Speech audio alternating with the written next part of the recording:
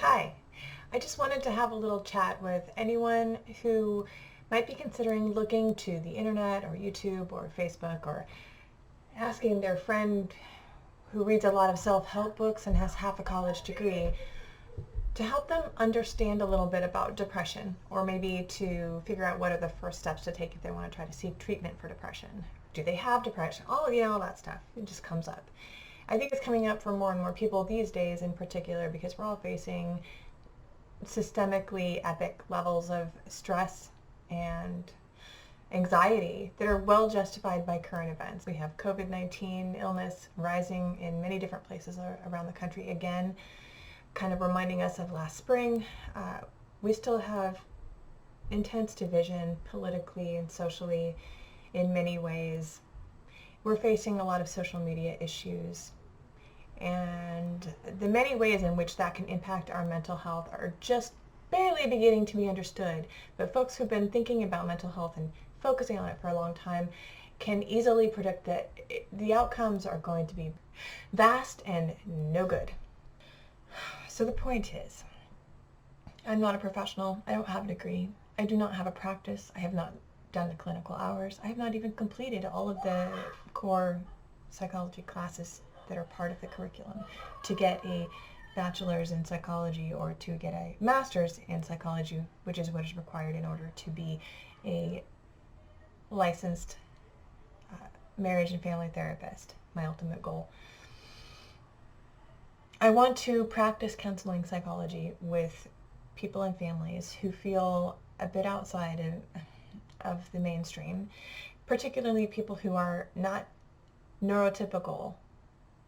I myself have ADHD, perhaps. My children have been diagnosed with ADHD, 2 of them. And I think that my life partner shows symptoms of ADHD, and we all express it in somewhat different ways. And while some people might suggest that maybe our diagnoses are more like childhood trauma or some other certain varieties of mental disorder, the fact is we experience a lot of those symptoms and have for most of our lives to a greater or lesser degree. Those symptoms have affected our daily lives in the same way that the symptoms of depression can affect our daily lives. But ADHD is a disorder of the brain that's just built into its organic functioning right from the beginning. Depression can arise directly from the organic functioning of the brain. That type of depression can be chronic, severe, extend over years of a person's life. It also, fortunately for many people, because it's based on the inherent chemical properties of the brain, how much of the different types of brain chemistry are being released by your brain and uptaken by your brain at different points, those, because it's organic in that way, a lot of times those forms of depression are very treatable with medication. So if this is that kind of a depression, whoever you or your family might be facing, that's very promising. You can go out there, find a good practitioner, get a diagnosis. You may be able to explore some medication options, but there is almost no form of depression that should be treated by medication alone. Many forms of depression respond well to a general program of life maintenance and optimal health maintenance that anyone who's struggling with those symptoms for any reason, whether it's temporary and it's situational, whether it's organic and pervasive, or whether it's specifically tied to a life event, or maybe comes from low self-esteem that is related to other mental health differences. For whatever reason, there are certain maintenance tasks we can do to care for ourselves as biological animals that will help us cope better with the symptoms of depression. If we have our best possible sleep quality, we eat a very nutrient-dense diet, in many cases with frequent protein snacks to help maintain level brain chemistry and function. If we make sure that we get a good amount of healthy, enjoyable body movement and exercise, preferably a good amount of that taken outdoors in the presence of some sunshine, even if you protect yourself from sunburn, because it's a very responsible thing to do. Though all those things can be very helpful. Mood lifting basics, like finding a really wonderful, calming, soothing, uplifting form of music that you can listen to on a regular basis. Even if it's not what you think is cool or what you listened to as a teenager, even if you're kind of in the mood or have an itch for something that's darker and edgier, try to find some things that you can enjoy and at least tolerate that have a real light, bubbly atmosphere and a good, quick tempo, and kind of just shift your mood into an upward direction, because music is profoundly influential. It's best to avoid sugar, especially processed sugar if possible. Alcohol is a depressant, so if possible, go completely off of any alcohol that might be consumed. If you feel like you don't want to or can't remove alcohol from your life, at least reduce it greatly, and try to make sure that you go at least a few days between sessions of alcohol use, because it does take quite a long time for the brain to rebound to its full normal mental function after after getting drunk. So keep that in mind. Here's another thing that's really important. Again, I'm not a professional. You should probably get some professional help. So let's go to the web and talk about some places to find some good resources. I always like to start a document to take some notes of all the places where I find my information. I can come back to it later easily. And I can kind of create my own little worksheet. I know you can always bookmark things, but I find those lists to be kind of scattered and sometimes cause me more trouble than not. Here is the National Institute of Mental Health. Very good, well-researched scientific information. It gives you an excellent brief description of depression here and touches on the different categories of depression. Seasonal affective disorder is one that is pretty common in areas with darker, cooler, rainier winters, and that happens here. I know some people who struggle with that. There's a list of the signs and symptoms. Now, like all things, it seems, depression is on a huge spectrum. Some people experience it once in a while mildly. Some people experience it once in a while very extremely. Pay attention to your particular case and those of the people that you might be concerned about, and just watch for signs of very serious symptoms, which could include thoughts of suicide or attempts at suicide. But less immediately, but even more chronically and seriously, just general self-neglect.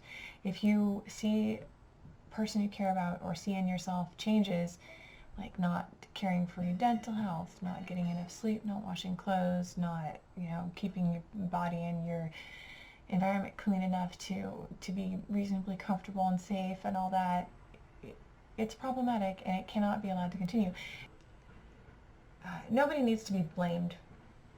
Nobody needs to be shamed. All of those painful experiences make a depressed person feel worse and make them feel less hope and more likely to withdraw and hide themselves from other people and get into a sense of despair, which can spiral down very quickly. So we don't want to shame and blame, but we want to make sure we're vulnerable and direct with the people that we care about and help kind of push them to take these actions and take these steps for self-care in a way that's gentle and kind and open to the reality that we all have these low moments, or maybe not all, but many of us have these low moments and could use a little pushing, a little coaching, a little guidance, a little help. It's very difficult, especially the internal connection between romantic partners or long-term partners, because a lot of times depression is present in both partners, and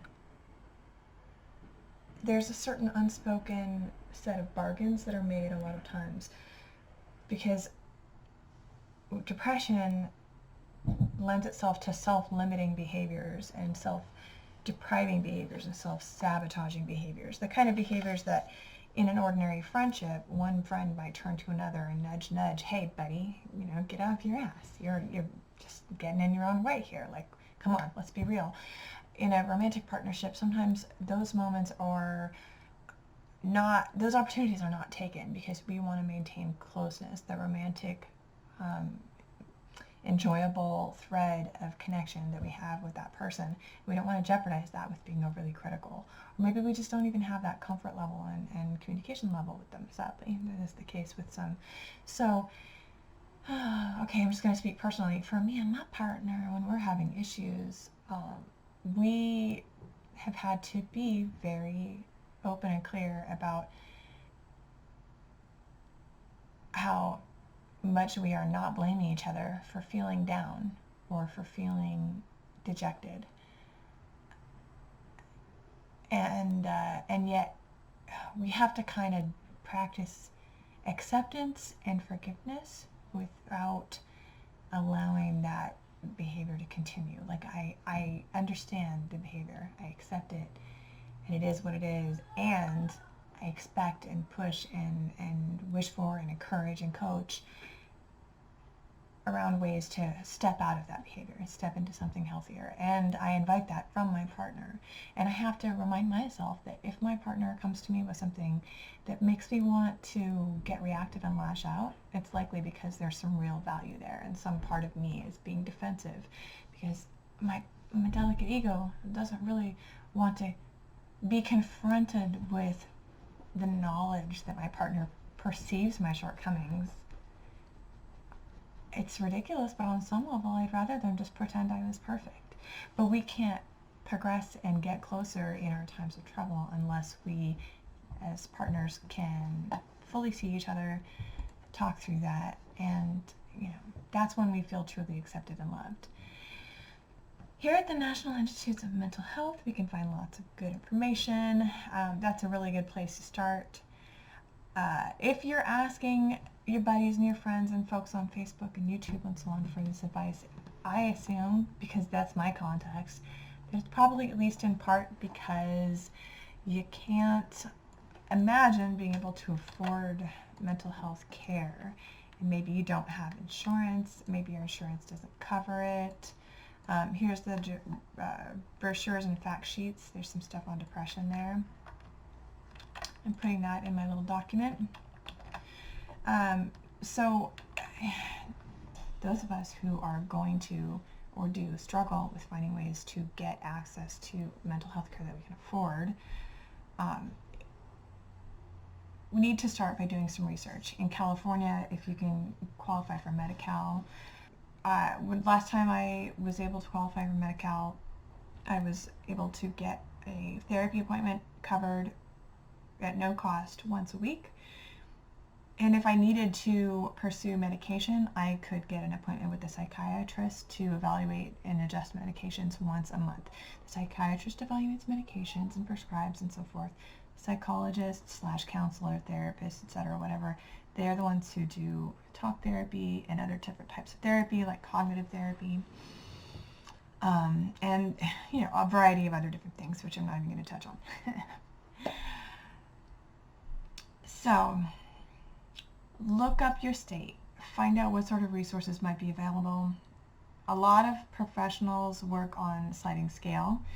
Even if you don't have access to, good health insurance that provides mental health care, if you can't get on Medi-Cal or some other similar state program where you live, you may be able to reach out to local mental health clinics. Sometimes they have a pool of interns that you can get appointments with at a sliding scale rate that can be quite affordable. That's definitely a good place to start. There are services that are advertising for distant mental health care appointments, so you can do Zoom meetings with people, you can do phone calls with people. There's an organization called BetterHelp that actually works through an app on your mobile smartphone or what have you, or through this website online, where you subscribe. I haven't looked into the cost of these. They have licensed therapists. It sounds like it might be an interesting service. Obviously, it's a good way to adapt to these trying times. Okay, here's some quick tips as far as what to put in your body. Nutrient-dense foods. Try to avoid processed foods as much as possible. Avoid sugar. Make sure every snack has some protein in it. if you're going to take some supplements, make sure you take a good high quality fish oil supplement, and probably a vitamin B blend, vitamin D. Those categories seem to have a really beneficial effect on mood. For some people who live in areas where cannabis is available as a medical remedy, may find CBD heavy strains could be very helpful to certain kinds of depression, or at least at certain times, especially in terms of helping people sleep disturbances. Either too much sleeping or not enough sleeping are one of the most common ways that depression sort of worsens over time, because when we don't sleep well, our bodies don't heal, our brains don't recover from the day's activities, and we just literally feel cognitively and mood-wise worse day after day after day. So to do anything you can to protect the quality of your sleep, and that includes don't look at screens when it's too close to bedtime at all, if you can help it. If you must look at a screen near bedtime, make sure you turn on a blue light filter that warms the tones on that screen so that the blue light doesn't trigger the release of wakeful chemistry in your brain. Your brain is a very powerful biological computer and also a chemistry factory. It's constantly producing these different chemicals that regulate its function and communicate with the rest of the body. Good vigorous exercise is great for sleep quality and great for relieving depression, but don't be exercising too vigorously for too long within the last hour before you go to bed. Preferably give yourself a couple hours. Also, for the best sleep, try to eat your last meal a couple hours before you go to bed.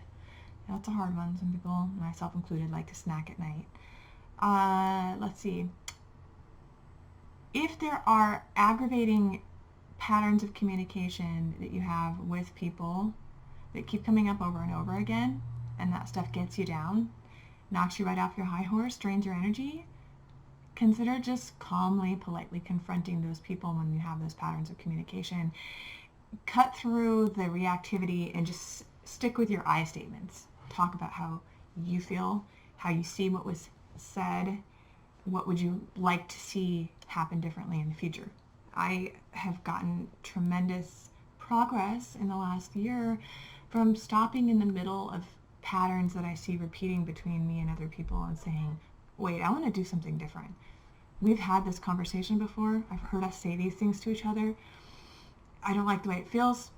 I don't want it. Let's do something different. Try that. If we are neurodiverse, if we have ADHD, maybe somewhere on the autistic spectrum, or just have a different sort of learning style than is typical or mainstream. If we ever had dyslexia, if we ever had any number of other different, a typical kid in a typical mainstream education system, we may have taken on some negative baggage about how we think and what our value might be, what we might ever be able to do. I certainly did when I was a kid. I heard a lot of comments about what people were afraid I was never going to be able to accomplish, or questioning how I could be so smart and yet so dumb, or so weird, or so forgetful, or whatever it was. I also grew up in a time and a place where people would literally make fun of me for reading, other kids particularly. Why are you reading in public? Like, it was nasty. Anyway, I grew up poor. There's that organic and the situational component with depression, but there's also a cognitive component. What we think about, the self-talk inside of us, the beliefs we hold about what the value of a person is, those things are extremely powerful and they're under our control. It's difficult to get in there under the hood to our subconscious thoughts and change our thoughts and beliefs about ourselves and about where the value of a person comes from, but we can do it with time, with practice. Reflect on what makes you unique and makes you a valuable specimen to this planet, because I promise you, it's not money, not fame, it's not being the same stable, professional, buttoned-up version of yourself consistently throughout the decades of your adult life. Like, that isn't a realistic expectation for anyone anymore. We all are facing longer lifespans with more change in a shorter period of time than we could have imagined, and we need to learn to adapt and embrace the sort of unfolding mysteries of our deeper selves as we live these long, exciting, and wild, turbulent lives. Do what we need to do to keep ourselves interested, engaged, motivated, happy, and ask each other the interesting questions. Be open to the answers. Take your time, listen well, and practice infinite love. As someone who doesn't have a lot of resources to throw at the problems of my mental and emotional anguish, and those are the folks that I love the most, here are some of the things that I do to suck the joy from every moment of my life and make the most out of every free, financially free resource I can possibly access. There's this book called The Color Purple by Alice Walker. It was made into a movie.